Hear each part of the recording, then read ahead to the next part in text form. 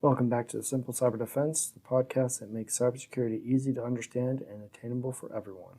I'm your host, Carl, and today we're diving into the topic that's been making waves in the tech world, Firefox's new service, terms of services, and what it means for your online privacy and cybersecurity. Mozilla Firefox has been the go-to browser for privacy-conscious users for years, but their new terms of service has sparked some serious debate. Are these changes a step forward, or do they put your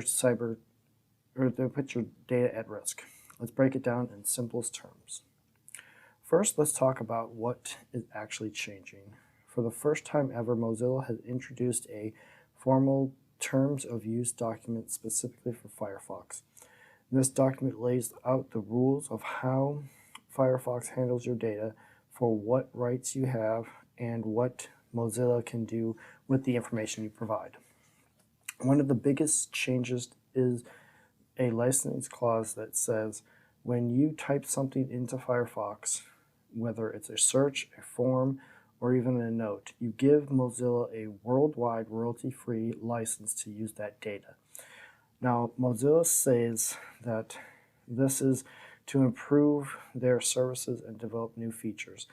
But it's left a lot of people wondering, wait, what does this actually mean and why do they need my data? On top of that, Mozilla reserves the rights to change these services at any time. And if you keep using Firefox, you'll automatically agree to these changes. No pop-up, no warnings, just update means that you agree to it. This does present some issues and some questions about how could a company allow or even get away with saying that if you continue using the product, even if they make changes, that you agree to it even if you don't know what those changes are. It'll be interesting to see how the legality of that turns out in the future. I'm sure many people are going to look at this and have some legal questions about it and pursue any changes based upon the laws like the GDPR, which requires notice for any changes, not just implicit acceptance. Now let's talk about the cybersecurity implications of these changes. First, the license clause is a big deal. If Mozilla has the right to use the data you input into Firefox, that could mean that the data could end up in the hands of third parties. Mozilla says any shared data is anonymized or aggregated, but here's the thing. Anonymized data isn't always foolproof. With enough information, it can sometimes be traced back to you. Second, the lack of clear opt-out mechanisms is a red flag. If you can't easily control how your data is being collected or shared, it creates a potential for vulnerabilities. For example, if one of Mozilla's third parties gets hacked, your data could be exposed.